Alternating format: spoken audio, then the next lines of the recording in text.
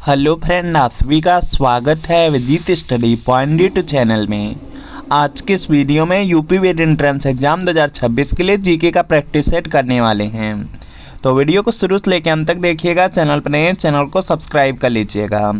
PDF के लिए विदित स्टडी पॉइंट टेलीग्राम चैनल को ज्वाइन कर लीजिएगा। आज की क्लास में हम जीके के 50 प्रश्न करने वाले हैं और अगर इन 50 प्रश्नों में से आपके 30 प्लस प्रश्न बिल्कुल सही हो जाते हैं तो आप यूपी वेट एंट्रेंस एग्जाम को काफ़ी अच्छे स्कोर से पास कर सकते हैं। तो आज की क्लास से कितने प्रश्न आपके बिल्कुल सही हुए हैं यह कमेंट आप ज़रूर कीजिएगा। आज की क्लास का आपका सबसे पहला प्रश्न है, निम्नलिखित मुगल बादशाहों में किसने अपनी आत्मकथा फारसी में लिखी? तो इसका देखिए आपको सही जवाब करना है और यहाँ पे इसका राइट आंसर हो जाएगा जहांगीर हो जाएगा। ऑप्शन नंबर जो डी में दिया गया है डी वाला बिल्कुल राइट आंसर हो जाएगा। जो मुगल सम्राट जहांगीर था वह जो अपनी आत्मकथा था तुझके जहांगीरी उसको फारसी भाषा में लिखा था। तो यहाँ पे डी वाला बिल्कुल यहाँ पे राइट आंसर हो जाएगा। इसके बाद देखेंगे अगला प्रश्न आपका दिया गया है कि दिल्ली का प्रथम मुस्लिम शासक कौन था? तो इसका देखिए आपको सही जवाब बताना है। जो दिल्ली का यहाँ पे प्रथम मुस्लिम शासक था वह कुतुबुद्दीन ऐबक था। तो यहाँ पर आपका ऑप्शन नंबर ए वाला बिल्कुल यहाँ पे राइट आंसर हो जाएगा। इंपॉर्टेंट आप लोग याद रखेंगे।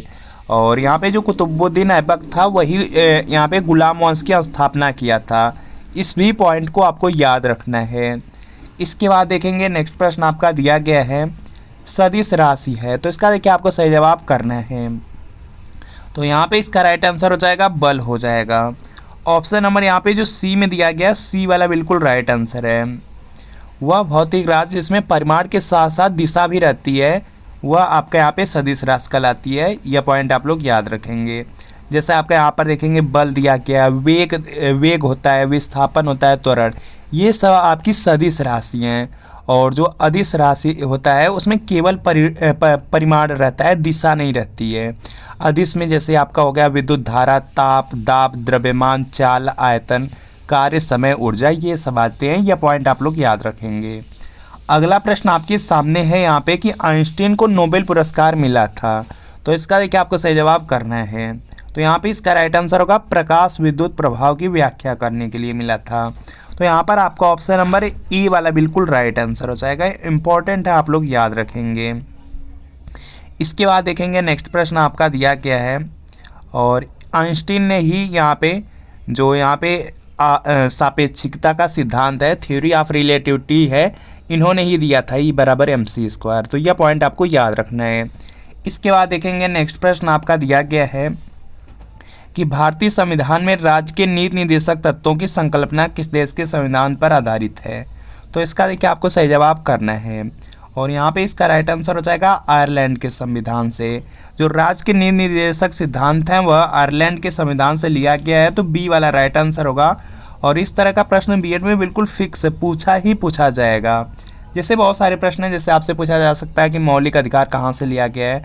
तो मौलिक अधिकार संयुक्त राज्य अमेरिका के संविधान से लिया गया है। न्यायिक जो पुनरावलोकन की शक्ति है वह भी संयुक्त राज्य अमेरिका से लिया गया है। इसके बाद आपसे पूछा जा सकता है यहाँ पे कि मौलिक जो कर्तव्य हैं, कर्तव्यों का प्रावधान कहाँ के संविधान से लिया गया है? तो रूस के संविधान से लिया गया है। संविधान संशोधन की जो प्रक्रिया का प्रावधान है कहाँ के संविधान से लिया गया है? तो दक्षिण अफ्रीका के संविधान से लिया गया है। यह पॉइंट आपको याद रखना है। इसके अलावा पूछा जाता है यहाँ पे जो वित्तीय आपात है कहाँ के संविधान से लिया गया है? तो संयुक्त राज्य अमेरिका के संविधान से लिया गया है। इन सब पॉइंट को आप लोग याद रखेंगे। अगला प्रश्न आपके सामने है यहाँ पे कि निम्नलिखित में से राष्ट्रपति किसकी नियुक्ति करता है? तो इसका देखिए आपको सही जवाब करना है। और यहाँ पे जो राष्ट्रपति होते हैं वह भारत के महान्यायवादी, नियंत्रक एवं महालेखा परीक्षक और यहाँ पे एक राज्य के राज्यपाल, इन सभी लोगों की नियुक्ति करते हैं। तो यहाँ पे डी वाला बिल्कुल राइट आंसर हो जाएगा। अगला प्रश्न आपके सामने है कि भारत में जो श्वेत क्रांति है, श्वेत क्रांति का जनक कौन है? तो इसका देखिए आपको सही जवाब करना है। सभी लोग प्रयास करेंगे और इसका राइट आंसर करेंगे और यहाँ पे इसका राइट आंसर हो जाएगा वर्गीज कुरियन। श्वेत क्रांति दिया गया, श्वेत क्रांति के जो जनक हैं वह वर्गीज कुरियन हैं। तो यहाँ पर आपका ऑप्शन नंबर बी वाला बिल्कुल राइट आंसर हो जाएगा। आपसे यह प्रश्न पूछा जा सकता है कि भारत में जो हरित क्रांति हैं, हरित क्रांति के जनक कौन है? तो हरित क्रांति के जो जनक हैं वह यमिया स्वामीनाथन हो जाएंगे। यह भी पॉइंट आप लोग याद रखेंगे। विश्व में हरित क्रांति के जनक आपसे पूछा जा सकता है नॉर्मन बोरलाग, इसको भी आपको याद रखना है। इसके बाद देखते हैं नेक्स्ट प्रश्न आपका दिया गया है कि भाखड़ा नागल जो बांध परियोजना है किस नदी पर है, तो इसका देखिए आपको सही जवाब बताना है। भाखड़ा नागल जो परियोजना है वह है सतलज नदी पर। सतलज नदी दिया गया है आपके ऑप्शन नंबर ए में, तो ए वाला आपका राइट आंसर है। इम्पोर्टेंट में आपका है हीराकुंड बांध परियोजना जो कि महानदी पर है, और नागार्जुन सागर परियोजना है जो कि कृष्णा नदी पर है। इसके बाद पूछा जाता है इडुक्की परियोजना जो कि पेरियार नदी पर है। माता टीला परियोजना है जो कि बेतवा नदी पर है। इन्हीं से कोई ना कोई प्रश्न आपका पूछा जाता है। इसके बाद देखेंगे नेक्स्ट प्रश्न आपका है यहाँ पे कि विश्व व्यापार संगठन का मुख्यालय स्थित है, तो इसका देखिए आपको सही जवाब करना है। यह प्रश्न आपको बहुत बार कराया गया है और यह प्रश्न आपके बीएड एंट्रेंस एग्जाम में बहुत बार पूछा गया है। 15 साल का प्रीवियस ईयर पेपर देखेंगे, कम से कम उसमें 4 से 5 बार पूछा गया है। बहुत ज़्यादा इंपॉर्टेंट है, इसको याद रखना है क्योंकि बीएड एंट्रेंस एग्जाम में बिल्कुल फिक्स है एक अंतर्राष्ट्रीय संगठन और उसका मुख्यालय पूछा ही पूछा जाएगा। तो विश्व व्यापार संगठन है, तो विश्व व्यापार संगठन का जो मुख्यालय है वह जिनेवा में हो जाएगा। जिनेवा स्विट्जरलैंड में है, तो यहाँ पर सी वाला बिल्कुल राइट आंसर है। विश्व व्यापार संगठन है, इसका यहाँ पर इंग्लिश में होता है WTO, वर्ल्ड ट्रेड ऑर्गेनाइजेशन।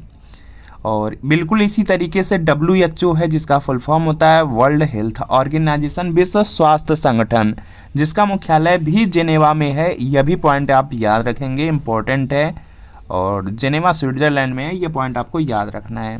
इसके अलावा जो बीएड में पूछे गए हैं उसको करा देते हैं यहाँ पे। जैसे FAO पूछा गया था बीएड में, FAO का जो मुख्यालय है रोम में है। इसके अलावा यहाँ पर देखेंगे ADB का मुख्यालय पूछा जाता है एशियाई यहाँ पे डेवलपमेंट बैंक, तो इसका मुख्यालय मनीला में है। यह पॉइंट आप लोग याद रख लेंगे। बाकी सार्क का पूछा जा सकता है, सार्क का मुख्यालय काठमांडू में है, लगभग सभी लोगों को पता है। और इसके अलावा यहाँ पे पूछा जाता है UNO का मुख्यालय पूछा जाता है, UNO का मुख्यालय न्यूयॉर्क में। तो यह पॉइंट आप लोग याद रखेंगे, यहाँ से प्रश्न पूछा जाता है। और यहाँ पे जब भी यहाँ पे टॉपिक वाइज क्लास चलेगी तो उस समय आपको ये सब कंप्लीट करा दिया जाएगा। बाकी यहाँ पे नेक्स्ट प्रश्न है कि मोहिनीअट्टम परंपरागत नृत्य है, तो इसका देखिए आपको सही जवाब करना है। तो यहाँ पे इसका राइट आंसर हो जाएगा आपका यहाँ पे केरल का है। मोहिनीअट्टम दिया गया है तो यह केरल का है। ऑप्शन नंबर यहाँ पे दिया गया है यहाँ पे सी में, तो सी वाला बिल्कुल यहाँ पे क्या होगा राइट आंसर हो जाएगा। आंध्र प्रदेश का कुचिपुड़ी है जो कि बीएड में पूछा गया था, तो याद रखना है, बीएड में 2022 में पूछा गया था, तो आपको याद रखना है कि आंध्र प्रदेश का यहाँ पे जो कुचिपुड़ी है लोक नृत्य है वह आंध्र प्रदेश का है। इसके अलावा यहाँ पे कर्नाटक दिया गया है, कर्नाटक में है यक्षगान है, तो यह आपको याद रखना है।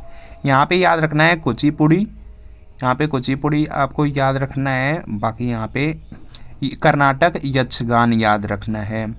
इसके अलावा यहाँ पे देखेंगे आपको तमिलनाडु दिया गया है, तमिलनाडु में आपका भरतनाट्यम होता है जिसको आपको याद रखना है। यहाँ से प्रश्न आपका पूछा जा सकता है, तो ये सब आपको याद रखने हैं। बाकी यहाँ पे देखेंगे बहुत सारे राज्य हैं जहाँ से पूछा जाता है, जैसे यहाँ पे गरबा पूछा जाता है, डांडिया पूछा जाता है। गरबा और जो डांडिया हैं यह गुजरात राज्य के लोक नृत्य हैं। इसके बाद देखेंगे आपका पूछा जाता है लावड़ी पूछा जाता है, लावड़ी महाराष्ट्र का है। और इसके अलावा यहाँ पे गिद्धा भांगड़ा पूछा जाता है जो कि पंजाब राज्य के हैं। तो ये सब आपको याद रखने हैं, एग्जाम के दृष्टि से बहुत ज़्यादा इंपॉर्टेंट है। और त्यौहार से रिलेटेड ज़्यादा प्रश्न पूछे गए हैं बीएड में, जैसे बीएड में पूछा गया था बिहू के बारे में, बिहू त्यौहार कहाँ पे मनाया जाता है, तो असम में, तो यह पॉइंट आप याद रख लेंगे। बाकी यहाँ पे देखेंगे पोंगल के बारे में पूछा गया था बीएड में, तो पोंगल आपका तमिलनाडु में, पोंगल तमिलनाडु हो जाएगा। इंपॉर्टेंट है, याद रखेंगे जो भी आपको बताया जा रहे हैं। पोंगल के अलावा यहाँ पे ओणम पूछा जाता है, ओणम केरल राज्य का यहाँ पे प्रमुख त्यौहार है, तो इसको भी याद रखना है। ये सब बहुत ज़्यादा इंपॉर्टेंट है और इन्हीं से हर बार इनको रिपीट हो जाता है। अगला देखते हैं प्रश्न यहाँ पे कि 24वें शीतकालीन ओलंपिक खेल का जो आयोजन है होगा, तो इसका देखिए आपको सही जवाब करना है। और यहाँ पे इसका राइट आंसर होगा बीजिंग में हुआ था, तो बी वाला राइट आंसर होगा। अगला देखेंगे यहाँ पे नेक्स्ट है जो आगरा शहर है उसकी स्थापना किसने की थी, तो इसका देखिए आपको सही जवाब करना है। और यहाँ पे इसका राइट आंसर होगा सिकंदर लोदी ने किया था। जो आगरा शहर है उसको यहाँ पे सिकंदर लोदी ने बसाया था, या उसकी जो स्थापना है सिकंदर लोदी ने किया था। तो यहाँ पे क्या होगा डी वाला बिल्कुल यहाँ पे क्या होगा राइट आंसर हो जाएगा। इंपॉर्टेंट है, आप लोगों को याद रखना है। इसके बाद देखेंगे नेक्स्ट प्रश्न आपका दिया गया है कि अकबरनामा किसने लिखा है। यह प्रश्न पूछा गया था यूपी बीएड में 2019 में, और एक बार और पूछा गया है, इंपॉर्टेंट है। अकबरनामा किसने लिखा है, तो यहाँ पे इसका राइट आंसर होगा अबुल फजल हो जाएगा। ऑप्शन नंबर डी वाला बिल्कुल राइट आंसर होगा, 2020 में भी रिपीट हुआ था। इसके बाद देखेंगे नेक्स्ट प्रश्न आपका यहाँ पर है यहाँ पे अबुल फजल इसका आंसर हो जाएगा। इसके बाद नेक्स्ट देखते हैं कि सेकंड पेंडुलम का आवर्तकाल होता है, तो यहाँ पे इसका राइट आंसर हो जाएगा आपका यहाँ पे इसका राइट आंसर होगा आपका 2 सेकेंड हो जाएगा, और यहाँ पे दिया गया है ऑप्शन नंबर बी में, तो बी वाला राइट आंसर हो जाएगा। यहाँ पे क्या होगा, बी वाला बिल्कुल राइट आंसर होगा। इसके बाद देखते हैं नेक्स्ट कि हाइड्रोजन बम आधारित है, तो इसका देखिए आपको सही जवाब करना है।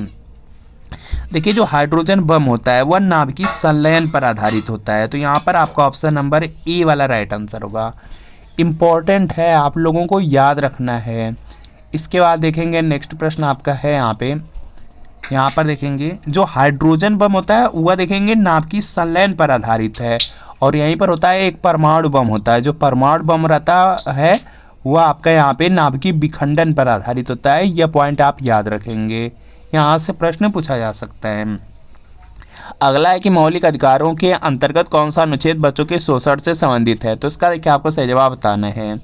तो यहाँ पे इसका राइट आंसर हो जाएगा यहाँ पे जो देखिए अनुच्छेद 24 है, उसी में बताया गया है कि जो 14 वर्ष से कम आयु वाले बच्चे हैं उनको कहीं पे भी कारखाने में या जहाँ पे भी खतरा हो वहाँ पर वह काम नहीं कर सकते हैं, यह बताया गया है अनुच्छेद 24 में। तो यहाँ पे क्या होगा, डी वाला राइट आंसर हो जाएगा। यहाँ पे क्या होगा, डी वाला राइट आंसर हो जाएगा। इसके बाद देखते हैं नेक्स्ट प्रश्न आपका दिया गया है कि बांदीपुर जो नेशनल पार्क है कहाँ स्थित है, तो इसका देखिए आपको सही जवाब करना है। जो बांदीपुर यहाँ पे पश्चिम बिहार है, या जो राष्ट्रीय उद्यान है वह है कर्नाटक में, तो यहाँ पे क्या हो जाएगा, कर्नाटक हो जाएगा। कर्नाटक दिया गया है सी वाले में, तो सी वाला आपका राइट आंसर इंपॉर्टेंट है। इसके अलावा यहाँ पे राजस्थान राज्य दिया गया, राजस्थान में केवलादेव घना पश्चिम बिहार है जो कि भरतपुर में है, भरतपुर राजस्थान में है, तो यह पॉइंट आपको याद रखना है। इसके बाद देखते हैं नेक्स्ट प्रश्न आपका दिया गया है कि विश्व की सबसे यहाँ पे चौड़ी जल संधि कौन सी है, तो इसका देखिए आपको सही जवाब करना है, और यहाँ पे इसका राइट आंसर हो जाएगा यहाँ पे डेविस जल संधि, डेविस जल संधि हो जाएगा। तो यहाँ पे क्या होगा, सी वाला आपका बिल्कुल राइट आंसर होगा। अगला प्रश्न देखते हैं, यहाँ पे आपका अगला प्रश्न दिया गया है कि जो नई शिक्षा नीति है 2020 से पहले कब यहाँ पे भारत में शिक्षा नीति बनी थी, तो इसका क्या आपको सही जवाब बताना है, और यहाँ पे इसका राइट आंसर हो जाएगा इससे पहले 1986 में बनी थी, उसके बाद यहाँ पे एनईपी 2020 आया। तो यहाँ पे क्या होगा, आपका ऑप्शन नंबर यहाँ पे बी वाला बिल्कुल राइट आंसर हो जाएगा। 2020 से पहले जो भारत में शिक्षा नीति थी वह 1986 वाली थी, तो बी वाला बिल्कुल राइट आंसर हो जाएगा। इसके बाद देखेंगे नेक्स्ट प्रश्न आपका दिया गया है नई शिक्षा नीति 2020 के लिए निम्नलिखित में से किस कमेटी ने सिफारिश की थी, तो यहाँ पे इसका राइट आंसर हो जाएगा डॉक्टर जो कस्तूरी रंगन हैं उन्होंने ये सिफारिश किया था, तो यहाँ पे ए वाला आपका राइट आंसर हो जाएगा। इसके बाद देखेंगे नेक्स्ट प्रश्न आपका दिया गया है कि नीति आयोग का पदेन अध्यक्ष होता है, तो इसका क्या आपको सही जवाब बताना है। जो नीति आयोग है इसका पहले नाम योजना आयोग था, बाद में बदल के नीति आयोग कर दिया गया, और इसके जो पदेन अध्यक्ष होते हैं वह प्रधानमंत्री होते हैं। तो यहाँ पर आपका ऑप्शन नंबर ए वाला बिल्कुल राइट आंसर हो जाएगा। यही प्रश्न कई बार पूछा जाता है कि जो नीति आयोग है इसकी स्थापना कब हुई थी, तो इसकी स्थापना हुई थी 1 जनवरी 2015 को हुई थी। यह पॉइंट आप लोग याद रखेंगे, इम्पोर्टेंट है। और इसका पहले नाम योजना आयोग था, योजना आयोग बदल करके यहाँ पे नीति आयोग कर दिया गया है। ओलंपिक खेल 2020-21 आयोजित हुए थे, तो यहाँ पे इसका राइट आंसर हो जाएगा, यह टोक्यो में हुआ था। निम्नलिखित में से किसने दिल्ली में खगोलीय वेधशाला जिसे जंतर मंतर कहते हैं बनवाई थी, तो यहाँ पे इसका राइट आंसर हो जाएगा जयसिंह द्वितीय ने बनवाया था, तो यहाँ पे डी वाला बिल्कुल राइट आंसर होगा। इसके बाद देखेंगे नेक्स्ट प्रश्न है कि भगवान बुद्ध ने अपना जो पहला उपदेश है कहाँ दिया, तो इसका देखिए आपको सही जवाब बताना है। भगवान बुद्ध ने जो अपना पहला उपदेश है वह सारनाथ में दिए थे, तो सारनाथ देख लेंगे कहाँ पे दिया गया, सी वाले में दिया गया है, सी वाला आपका बिल्कुल राइट आंसर हो जाएगा। इसके बाद देखेंगे नेक्स्ट प्रश्न आपका दिया गया है यहाँ पे कि विटामिन B1 की कमी से होता है, तो इसका देखिए आपको सही जवाब करना है। विटामिन B1 है तो इसकी कमी से बेरी बेरी रोग होता है, तो यहाँ पे डी वाला बिल्कुल राइट आंसर हो जाएगा। इसके अलावा यहाँ पे इजी भी प्रश्न बीएड एंट्रेंस एग्जाम में पूछे गए हैं। एक बार पूछा गया था कि विटामिन सी की कमी से कौन सा रोग होता है, तो सभी लोग जानते हैं कि विटामिन सी की कमी से स्कर्वी रोग होता है, विटामिन ए की कमी से रतौंधी रोग होता है। इसके बाद देखेंगे नेक्स्ट प्रश्न आपका दिया गया है यहाँ पे कि सेल्सियस और फ़ारेनहाइट थर्मामीटर में दोनों के ताप का प्रेक्षण समान होता है जबकि ताप का मान है किस समय यहाँ पे जो सेल्सियस है और जो फ़ारेनहाइट है दोनों में यहाँ पे जो में वैल्यू होता है, जो मान होता है वह बराबर रहता है, तो वह -40 डिग्री पर होता है। और -40 डिग्री पर देखेंगे जो तापमान रहता है चाहे सेल्सियस हो चाहे फ़ारेनहाइट दोनों में बराबर ही रहता है। इसके बाद देखेंगे नेक्स्ट है कि प्रथम स्पीकर जिसके खिलाफ लोकसभा में अविश्वास प्रस्ताव लाया गया था, तो इसका देखिए आपको सही जवाब बताना है। तो यहाँ पे इसका राइट आंसर हो जाएगा जो यहाँ पे गणेश वासुदेव मावलंकर थे, उन्हीं के खिलाफ आया हुआ था। तो यहाँ पे क्या होगा आपका ऑप्शन नंबर बी वाला बिल्कुल राइट आंसर हो जाएगा।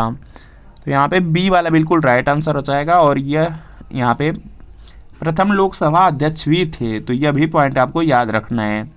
अगला है कि लोकसभा द्वारा विचारार्थ भेजे गए वित्त आयोग को राज्यसभा अधिकतम कितने समय तक रोक के रख सकती है, तो इसका देखिए आपको सही जवाब बताना है। लोकसभा द्वारा विचारार्थ भेजे गए जो वित्त आयोग हैं, वित्त आयोग को राज्यसभा अधिकतम कितने समय तक रोके रख सकती है, तो सिर्फ 14 दिन तक रोक सकती है। तो यहाँ पे क्या होगा डी वाला बिल्कुल राइट आंसर हो जाएगा। इसके बाद देखेंगे नेक्स्ट है कि सौरमंडल का सबसे बड़ा ग्रह है, तो इसका देखिए आपको सही जवाब बताना है। सौरमंडल का जो सबसे बड़ा ग्रह है वह है आपका यहाँ पे बृहस्पति। ऑप्शन नंबर यहाँ पे बी वाला बिल्कुल राइट आंसर हो जाएगा। यहाँ पे क्या होगा आपका ऑप्शन नंबर बी वाला बिल्कुल राइट आंसर हो जाएगा। अगर आकार के अनुसार यहाँ पे ग्रहों को देखेंगे तो सबसे बड़ा यहाँ पे बृहस्पति है, उसके बाद शनि है, उसके बाद वरुण है, फिर पृथ्वी है, शुक्र है, मंगल है और बुध है। सबसे छोटा की अगर बात पूछ लिया जाए तो बुध है, यह पॉइंट आप लोग याद रखेंगे। इसके बाद देखेंगे नेक्स्ट प्रश्न आपका दिया गया है कि विश्व का सबसे ऊंचा जो जलप्रपात है एंजिल है किस नदी पर स्थित है, तो इसका देखिए आपको सही जवाब बताना है। यह है आपके यहाँ पे हो जाएगा, यहाँ से यह होगा आपका यहाँ पे कोरोनी हो जाएगा। ऑप्शन नंबर जो सी में दिया गया, सी वाला बिल्कुल राइट आंसर है और यह वेनेजुएला देश में है। तो यहाँ पे क्या होगा सी वाला बिल्कुल राइट आंसर होगा। इसके बाद देखेंगे नेक्स्ट प्रश्न आपका दिया गया है कि 14वां वित्त आयोग के अध्यक्ष हैं, तो यहाँ पे इसका जो राइट आंसर है यह हो जाएगा YV रेड्डी थे, तो यहाँ पे बी वाला राइट आंसर है। इसके बाद देखेंगे नेक्स्ट है कि नई शिक्षा नीति 2020 कौन सा शैक्षिक मॉडल अपनाया गया है इसमें, तो यहाँ पे इसका राइट आंसर हो जाएगा इसमें 5+3+3+4 है, तो यहाँ पे क्या होगा सी वाला बिल्कुल राइट आंसर हो जाएगा। इसमें देखेंगे सी वाला बिल्कुल राइट आंसर हो जाएगा, यही शैक्षिक मॉडल है। पहले क्या था, पहले देखेंगे यहाँ पे 10+2 था, 10+2 फॉर्मेट था, लेकिन अब क्या हो चुका है 5+3+3+4। तो यहाँ पे क्या होगा आपका ऑप्शन नंबर सी वाला राइट आंसर है। अगला प्रश्न है कि स्वतंत्रता के बाद भारत में अब तक कितनी शिक्षा नीति भारत सरकार लागू कर चुकी है, तो इसका देखिए आपको सही जवाब करना है। सभी लोग प्रयास करेंगे और राइट आंसर करेंगे। सबसे पहले देखेंगे पहली जो शिक्षा नीति थी NEP थी वह 1968 में आई थी, पहली बार यहाँ पे 1968 में आई। 1968 के बाद देखेंगे 1986 में आई, 1986 के बाद देखेंगे 2020 में आई। तो कुल यहाँ पर देखेंगे 3 बार यहाँ पे शिक्षा नीति आई हैं, तो यहाँ पे क्या होगा आपका ऑप्शन नंबर बी वाला बिल्कुल राइट आंसर हो जाएगा। यहाँ पे क्या होगा बी वाला बिल्कुल राइट आंसर होगा। 55वां यहाँ पे ज्ञानपीठ पुरस्कार 2019 किसको प्रदान किया गया था, तो यहाँ पे इसका राइट आंसर हो जाएगा, यह मिला था यहाँ पे अक्कीतम अच्युतन नंबूदिरी को मिला था, तो यहाँ पे डी वाला राइट आंसर होगा। इसके बाद देखेंगे नेक्स्ट प्रश्न आपका दिया गया है कि 19वां यहाँ पे एशियाई खेल जो 2022 है उसका आयोजन किस देश में हुआ था, तो यहाँ पे इसका राइट आंसर हो जाएगा चीन में हुआ था। भारतीय राष्ट्रीय कांग्रेस के सर्वप्रथम जो मुस्लिम अध्यक्ष थे वह निम्न में से कौन थे, तो इसका देखिए आपको सही जवाब बताना है। बहुत ज़्यादा इंपॉर्टेंट है, कई बार यहाँ से प्रश्न पूछा जाता है। और यहाँ पे इसका राइट आंसर होगा बदरुद्दीन तैयब जी हो जाएंगे। ऑप्शन नंबर यहाँ पे बी वाला बिल्कुल राइट आंसर है। अगर आपसे सिर्फ यह प्रश्न पूछा जाता है कि भारतीय राष्ट्रीय कांग्रेस के प्रथम अध्यक्ष कौन थे, तो वह व्योमेश चंद्र बनर्जी थे। यह पॉइंट याद रखेंगे। बाकी यह भी प्रश्न पूछा जा सकता है, भारतीय राष्ट्रीय कांग्रेस की स्थापना कब हुई थी? 1885 में हुई थी, एओ ह्यूम के द्वारा हुई थी। यह पॉइंट याद रखेंगे। अंग्रेज अध्यक्ष पूछा जाएगा, जॉर्ज यूले हो जाएंगे। यह भी पॉइंट आप लोग याद रखेंगे, यहाँ से भी प्रश्न पूछा जाता है। इसके बाद देखेंगे नेक्स्ट प्रश्न आपका दिया गया है यहाँ पे जो आपका नेक्स्ट प्रश्न, अगर आप यूपी वेट एंट्रेंस एग्जाम को पास करना चाहते हैं तो चक्षु पब्लिकेशन यूपी वेट एंट्रेंस एग्जाम 2026 के लिए कला वर्ग के लिए बहुत ही महत्वपूर्ण स्टडी गाइड बुक लेकर आया है, जिसमें आपके 2700 प्लस महत्वपूर्ण प्रश्न आएंगे। एक आपका सॉल्व पेपर रहेगा। यहाँ पर चक्षु पब्लिकेशन की बुक का कवर पेज आप लोग देख सकते हैं। और इस बुक में सबसे अच्छी बात है कि सबसे पहले यूपी वेट एंट्रेंस एग्जाम का एग्जाम पैटर्न आपको देखने को मिल जाएगा। उसके बाद विषय सूची मिलेगी। विषय सूची में देखेंगे यूपी वेट एंट्रेंस एग्जाम 2025 का यहाँ पे सॉल्व पेपर आपको मिलेगा। उसके बाद सभी सब्जेक्ट यहाँ पे दिए गए हैं। यहाँ पर देख सकते हैं थ्योरी में दिया गया है, काफ़ी अच्छी तरीके से एक्सप्लेनेशन किया गया है। यहाँ पर देख सकते हैं सामान्य ज्ञान है, हिंदी है, इंग्लिश है, और यहाँ पर देख सकते हैं रीजनिंग है, और आपका कला वर्ग है। सभी सब्जेक्ट दिया गया है। और सबसे पहले यहाँ पर देखेंगे प्रीवियस ईयर क्वेश्चन पेपर दिया गया है, और यहाँ पर देखेंगे बिल्कुल सॉल्व रहेगा। और सॉल्व में देखेंगे आंसर शीट मिल जाएगी, एक एक प्रश्न की काफ़ी अच्छी तरीके से आपको व्याख्या मिल जाएगी। सभी सब्जेक्ट यहाँ पे आपको थ्योरी में मिलेगा, टॉपिक वाइज मिलेगा, एक्सप्लेनेशन के साथ मिलेगा। इस बुक को ऑनलाइन और ऑफलाइन दोनों तरीके से परचेज कर सकते हैं। अगर आपको ऑफलाइन परचेज करना है तो इस बुक का कवर पेज दिखा करके बुक स्टोर से परचेज कर सकते हैं, और अगर ऑनलाइन परचेज करना है तो वीडियो के नीचे डिस्क्रिप्शन बॉक्स में लिंक मिलेगी, लिंक को क्लिक करके इन बुक को आप लोग ऑर्डर कर सकते हैं। चक्षु पब्लिकेशन का यूपी वेट एंट्रेंस एग्जाम के लिए जो स्टडी गाइड बुक है, इसी के साथ देखेंगे यूपी वेट एंट्रेंस एग्जाम के लिए प्रैक्टिस सेट भी आता है। प्रैक्टिस सेट को लेकर के अपनी तैयारी को और भी अच्छी कर सकते हैं। प्रैक्टिस सेट में देखेंगे 3500 प्लस बहुविकल्पी प्रश्न, 9 सॉल्व पेपर, 15 प्रैक्टिस सेट आपको मिलेंगे। सर्वेंट्स ऑफ इंडिया सोसाइटी के जो संस्थापक हैं वह हैं गोपाल कृष्ण गोखले, जो कि डी में दिया गया। डी वाला बिल्कुल राइट आंसर है। इसके बाद देखेंगे यहाँ पे जो गोपाल कृष्ण गोखले थे यह गांधी जी के राजनीतिक गुरु थे। यह भी पॉइंट आप लोग याद रखेंगे। इसके बाद देखेंगे नेक्स्ट है कि प्रकाश संश्लेषण किससे संबंधित है, तो इसका देखिए आपको सही जवाब करना है। और यहाँ पे इसका राइट आंसर होगा यह कार्बन डाइऑक्साइड से संबंधित है, तो यहाँ पे डी वाला राइट आंसर है। लार में कौन सा एंजाइम पाया जाता है, तो इसका देखिए आपको सही जवाब बताना है। लार की बात किया जा रहा है, लार में टाइलिन एंजाइम पाया जाता है, तो यहाँ पर आपको ऑप्शन नंबर सी वाला बिल्कुल राइट आंसर हो जाएगा। इसके बाद देखेंगे नेक्स्ट कि भारत के सर्वोच्च न्यायालय के कार्यवाहक मुख्य न्यायाधीश की नियुक्ति करता है, तो इसका देखिए आपको सही जवाब बताना है। भारत के जो सर्वोच्च न्यायालय के कार्यवाहक मुख्य न्यायाधीश की जो नियुक्ति है वह राष्ट्रपति के द्वारा की जाती है, तो यहाँ पर आपको ऑप्शन नंबर ए वाला बिल्कुल राइट आंसर होगा। अगला प्रश्न आपके सामने है कि किस संविधान संशोधन में शिक्षा का अधिकार प्रदान करने वाला एक नया अनुच्छेद 21A संविधान में जोड़ा गया है, तो इसका देखिए आपको सही जवाब बताना है। और यह देखेंगे 86वां संविधान संशोधन में हुआ है, तो यहाँ पे बी वाला बिल्कुल राइट आंसर हो जाएगा। बी वाला यहाँ पे क्या होगा, बिल्कुल राइट आंसर है। इंपॉर्टेंट आपको याद रखना है। इसके बाद देखेंगे नेक्स्ट प्रश्न आपका है यहाँ पे कि कालाहारी मरुस्थल किस देश में स्थित है, तो इसका देखिए आपको सही जवाब बताना है। कालाहारी मरुस्थल दिया गया है, तो यहाँ पे इसका जो राइट आंसर है यह हो जाएगा कालाहारी दिया गया है, तो यह बोत्सवाना देश में स्थित है, तो यहाँ पे सी वाला बिल्कुल राइट आंसर है। इंपॉर्टेंट यहाँ से भी प्रश्न पूछा जाता है। बीएड में यहाँ से प्रश्न पूछा गया है, जैसे यहाँ पे बीएड में जो पूछा गया वह गोबी के बारे में पूछा गया है, तो गोबी जो मरुस्थल है वह मंगोलिया और चीन में है। इसके अलावा अटाकामा पूछा जाता है, अटाकामा उत्तरी चिली में है। इसके अलावा थार पूछा जाता है, तो वह उत्तरी पश्चिमी भारत और पाकिस्तान में है, तो यह सब आपको याद रखना है। अगला प्रश्न आपके सामने कि हैदराबाद किस नदी के तट पर स्थित है, तो इसका देखिए आपको सही जवाब करना है। हैदराबाद की बात किया गया है तो यह मूसी नदी के तट पर है, तो यहाँ पर डी वाला बिल्कुल राइट आंसर होगा। और इस तरह से बहुत सारे प्रश्न हैं जो आपके एग्जाम में पूछा जाता है, जैसे आगरा नगर पूछा जाता है, यमुना नदी के तट पर है। इसके अलावा दिल्ली पूछा जाता है, यमुना नदी के तट पर है। अयोध्या पूछा जाता है, सरयू नदी के तट पर है। और कोलकाता पूछा जाता है, होली नदी के तट पर है। लखनऊ पूछा जाता है, गोमती नदी के तट पर है। और गुवाहाटी पूछा जाता है जो कि असम में है, ब्रह्मपुत्र नदी के किनारे है। अहमदाबाद भी पूछा जाता है, अहमदाबाद साबर नदी के तट पर है। नासिक पूछा जाता है तो गोदावरी नदी हो जाएगा। बाकी उज्जैन बहुत ज़्यादा इंपॉर्टेंट है, उज्जैन पूछा जाता है, क्षिप्रा नदी के तट पर है, तो यह पॉइंट आपको याद रखने हैं।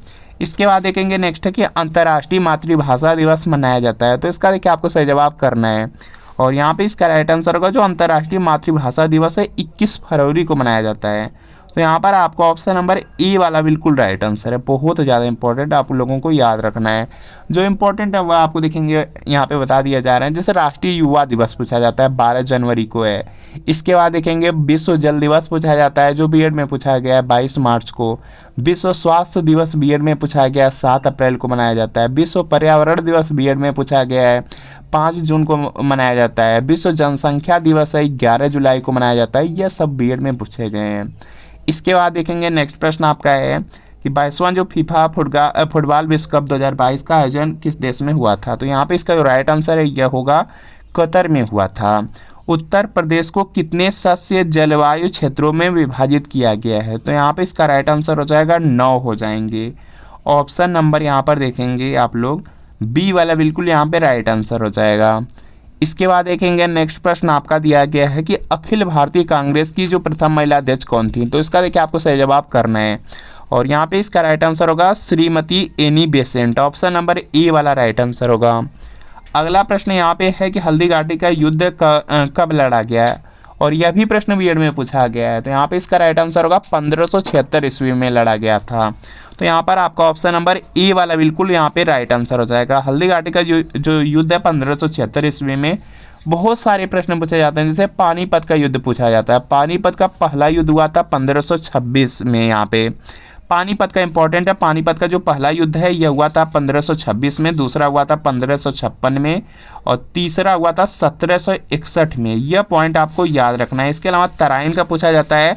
तराइन का जो युद्ध है पहला हुआ था वह 1191 में हुआ था, दूसरा हुआ था 1192 में। यह पॉइंट आपको याद रखना है।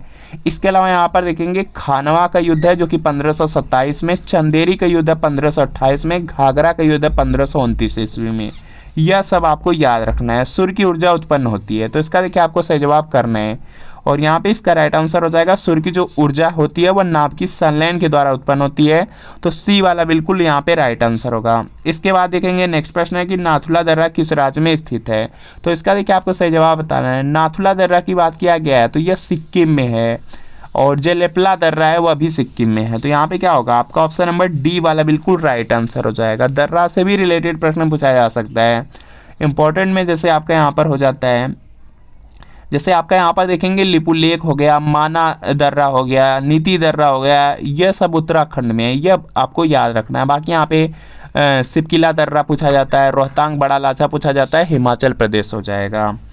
तो फ्रेंड आपको बताना है कि इन 50 प्रश्नों में कितने प्रश्न आपके बिल्कुल सही हुए हैं। या कमेंट आप जरूर कीजिएगा। वीडियो अच्छा लगा वीडियो को लाइक करिए, चैनल पर नए हैं चैनल को सब्सक्राइब कर लीजिए। मिलते हैं फ्रेंड आपसे नेक्स्ट वीडियो में।